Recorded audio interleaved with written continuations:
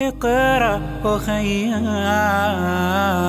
ورتل القرآن اصبح بصوتك اسمع الأكوان.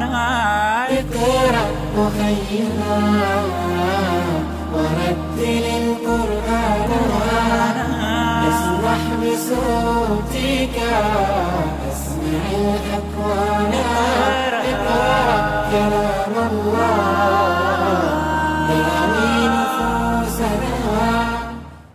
আসসালামু আলাইকুম ওয়া রাহমাতুল্লাহি ওয়া বারাকাতুহু। নগদ ইসলামিক নিবেদিত তারকা কণ্ঠে আল কোরআন পাওয়ার্ড বাই স্বপ্নধারা। বিশ্বের যেখান থেকে আমাদেরকে দেখছেন সকল দর্শক ও শ্রোতাদেরকে জানাচ্ছি অনেক অনেক প্রীতি ও মোবারকবাদ। মাহ রমাদান আল্লাহ রব্বুল আলামিন আমাদের জন্য দিয়েছেন নিয়ামত হিসাবে। আবার পুনরায় এই মাসটি আগামী বছর পাবো কি না সেরকম সিকিউরিটি আমার এবং আপনার কারো কাছে কিন্তু নেই। আল্লাহর কাছে ফরিয়াদ করি আল্লাহ রব্বুল আলামিন আমাদের প্রত্যেককে মাহ রমাদানের হক আদায় করে যথাযথভাবে মাহ রমাদানে ইবাদতের মাধ্যমে এই সময়টাকে কাটানোর তৌফিক দান করুন, আমিন। প্রিয় দর্শক, প্রতিদিনের ন্যায় আজকেও একজন বিশ্বসেরা হাফেজে কোরআনকে আপনাদের সম্মুখে আমরা উপস্থাপন করব ইনশাআল্লাহ। আজকে আমি প্রথমেই ডেকে নিচ্ছি হাফেজ মোহাম্মদ আব্দুল্লাহ আল মাহমুদ।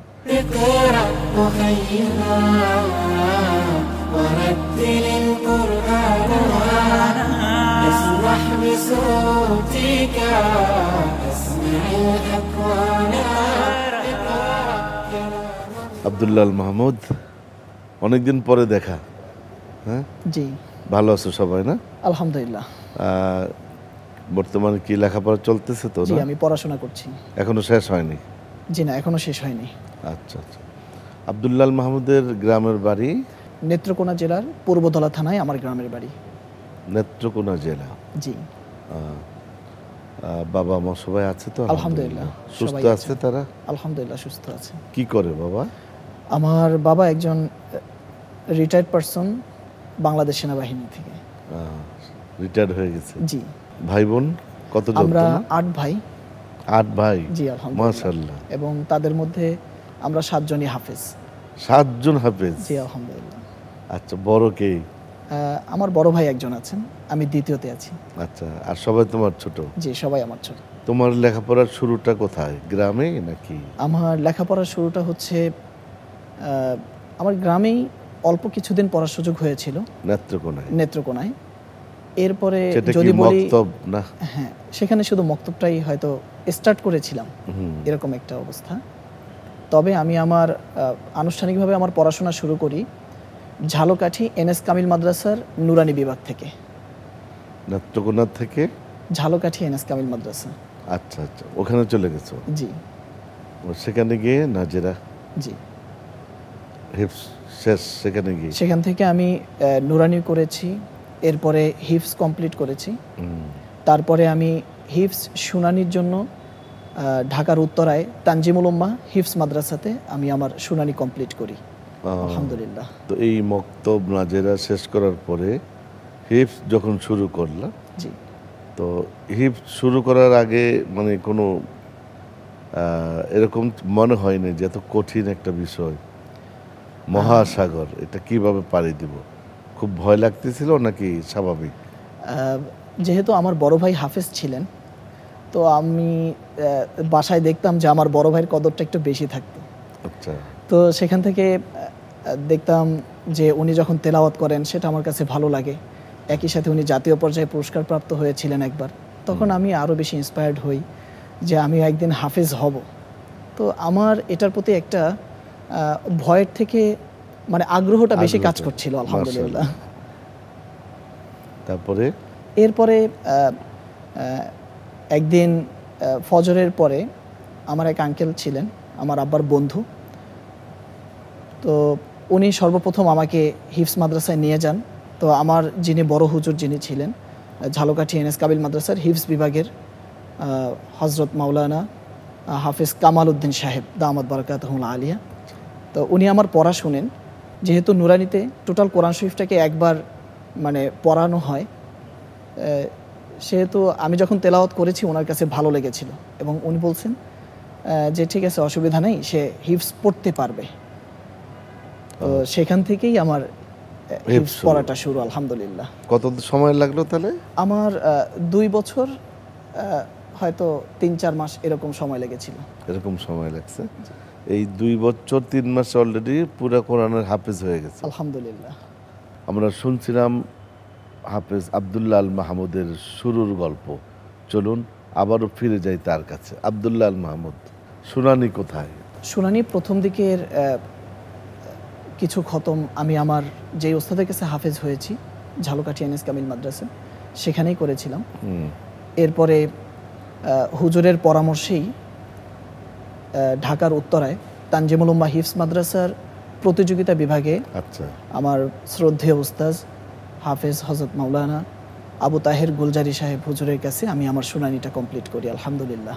তো হিফজ পড়ার পরে ঢাকায় চলে আসলা, শোনাইলা, তারপরে কি লেখাপড়া অব্যাহত ছিল? হ্যাঁ, এরপরে আমার ওস্তাদের একটা বিশেষ গুণ ছিল, বা এখনও আছে, ওস্তাদ যেহেতু এখনও জীবিত আছেন, উনি ওনার প্রত্যেক ছাত্রের পারিবারিক বলেন, ব্যক্তিগত বলেন, পড়াশোনার বিষয় বলেন, সব ব্যাপারে মানে ওস্তাদ এমনভাবে খোঁজ খবর রাখেন। এটা কোন ওস্তাদ? হাফেজ আবু তাহের গুলজারি, যার কাছে শুনানি ঢাকায় যাচ্ছে। তো আমার ওস্তাদের একটা গুণ হচ্ছেন যে ওনার কাছে যত হাফেজরাই মানে পড়া শুনিয়েছে বা তার কাছে পড়েছে, প্রত্যেকেই পড়াশোনার লেভেলটাকে ইউনিভার্সিটি পর্যন্ত নিয়ে যেতে পেরেছে, আলহামদুলিল্লাহ। দেশ এবং দেশের বাহিরের বিভিন্ন ইউনিভার্সিটিতে আমার ওস্তাদের ছাত্ররা আছেন। তো তারই ধারাবাহিকতায় আমি ইসলামিক ইউনিভার্সিটি কুষ্টিয়াতে আছি বর্তমানে। মাশাআল্লাহ। আব্দুল্লাহ আল মাহমুদ, এটা তুমি ঠিক বলেছো যে আমাদের অনেক সম্মানিত শিক্ষকরা অনলি হাফেজ। জি। আর তুমি তোমার যে ওস্তাদের কথা বললা, আমি তাকে পার্সোনালি চিনি, মাশাআল্লাহ, যে সে হিফজের সাথে সাথে সর্বোচ্চ ডিগ্রিও কিন্তু সে নিয়েছে, আলেমও কিন্তু হয়েছে। জি জি। তো সেই জন্য এটা একটা সুবিধা, তোমাদেরকে সে উদ্বুদ্ধ করেছে যে হাফেজের পাশাপাশি কোরআনটা বোঝার জন্য কিন্তু জরুরি এলেম শিক্ষা করা এবং উচ্চ ডিগ্রি নেওয়া, নয়তো শুধু তেলাওয়াতের মধ্যে সীমাবদ্ধতা থাকে। আমরা আরও গল্প শুনবো, তবে আব্দুল্লাহ আল মাহমুদ তার আগে একটা তেলাওয়াত শুনে নেই নাকি? অনেকদিন তো তেলাওয়াত শুনি না তোমার।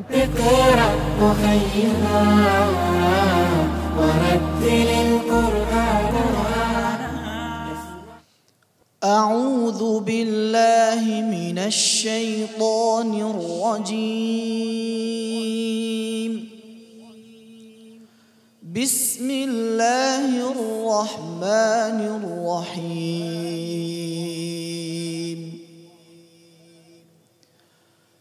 الذين آتيناهم الكتاب يعرفونه كما يعرفون أبناءهم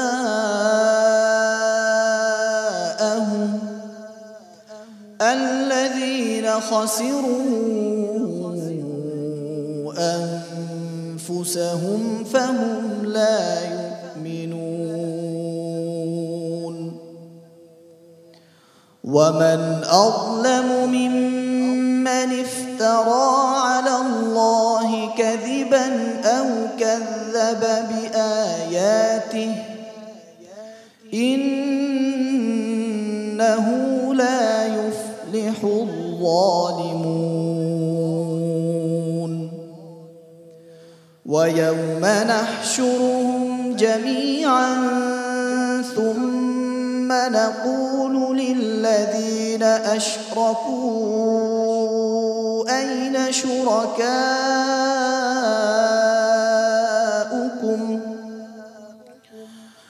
ثم نقول للذين أشركوا أين شركاؤكم الذين كنتم تزعمون ثم لم تكن فتنتهم إلا أن قالوا والله ربنا ما كنا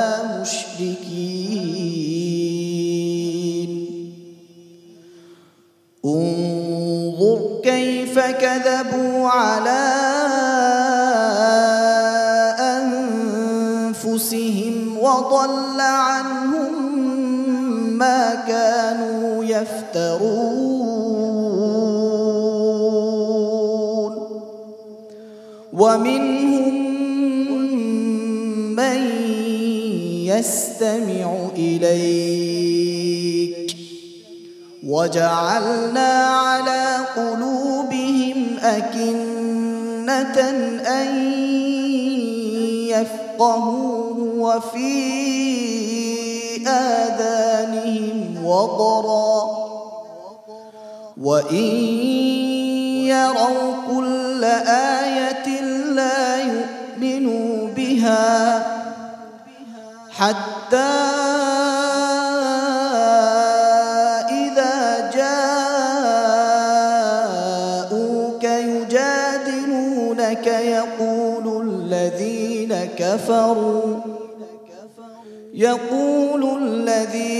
كفروا إن هذا إلا أساطير الأولين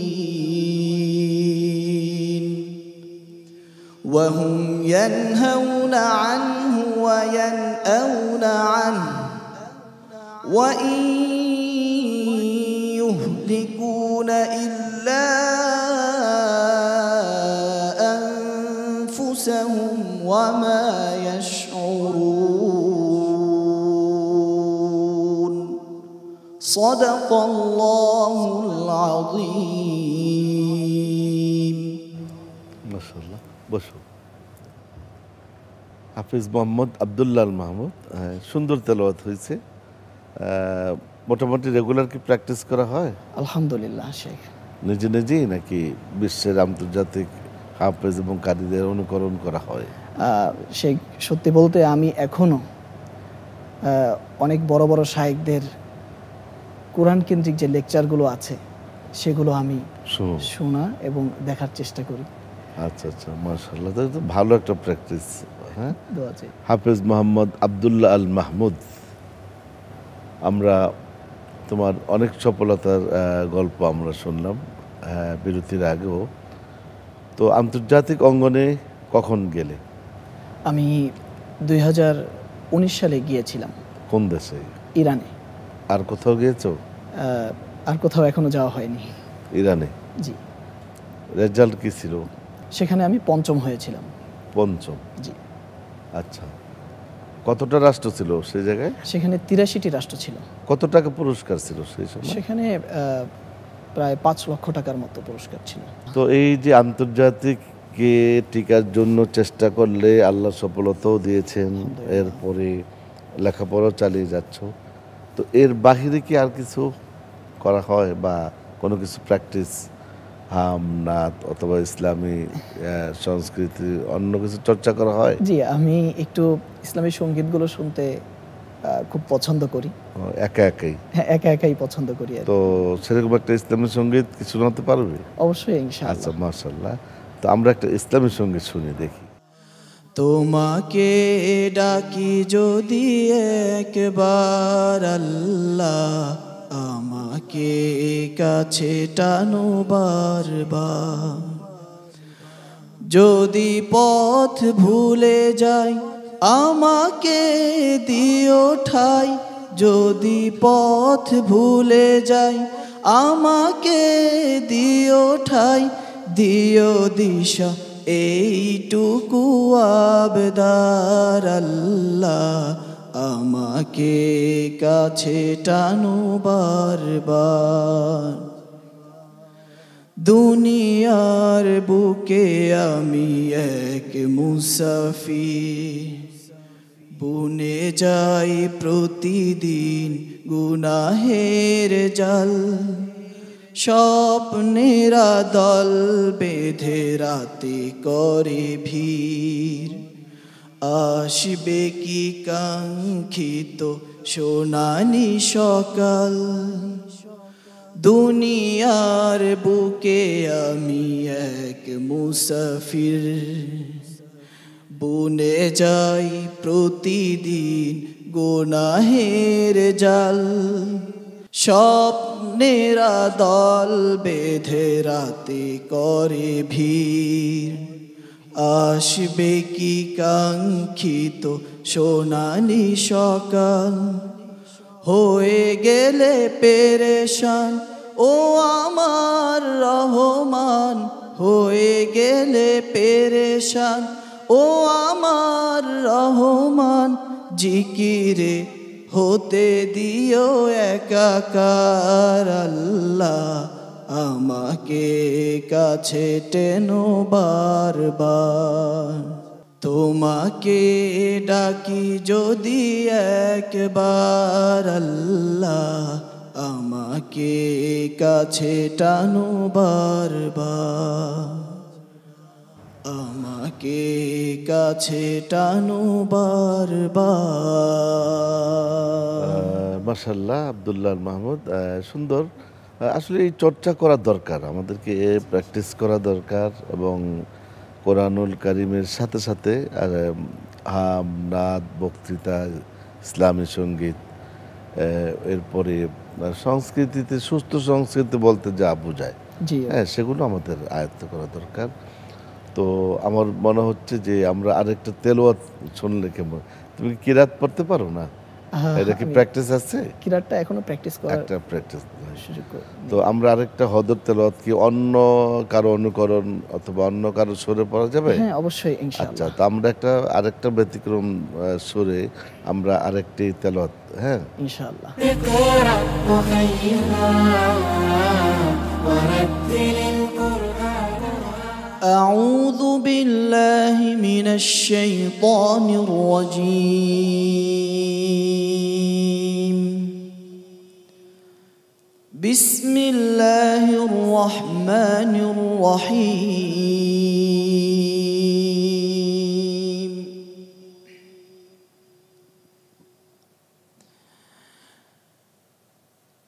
وما خلقت الجن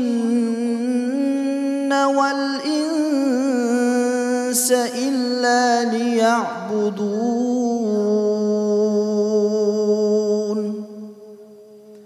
ما أريد منهم من رزق وما أريد أن يطعمون إن الله هو الرزاق ذو القوة المتين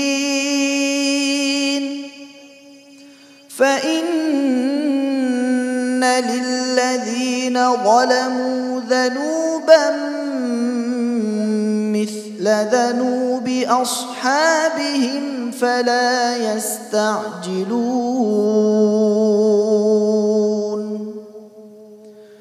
فويل للذين كفروا من يومهم الذي يوعدون صدق الله العظيم. মাশাআল্লাহ। বসো আব্দুল্লাহ মাহমুদ। যত বেশি তেলাওয়াত করবে ঈমান বৃদ্ধি পাবে, এবং দুর্বল ঈমান যাদের আছে ঈমান সবল হবে। আব্দুল্লাহ মাহমুদ, তোমার শুরুর গল্প এবং সফলতার গল্প, আন্তর্জাতিক অঙ্গনে যাওয়া, সেই গল্প আমরা শুনলাম।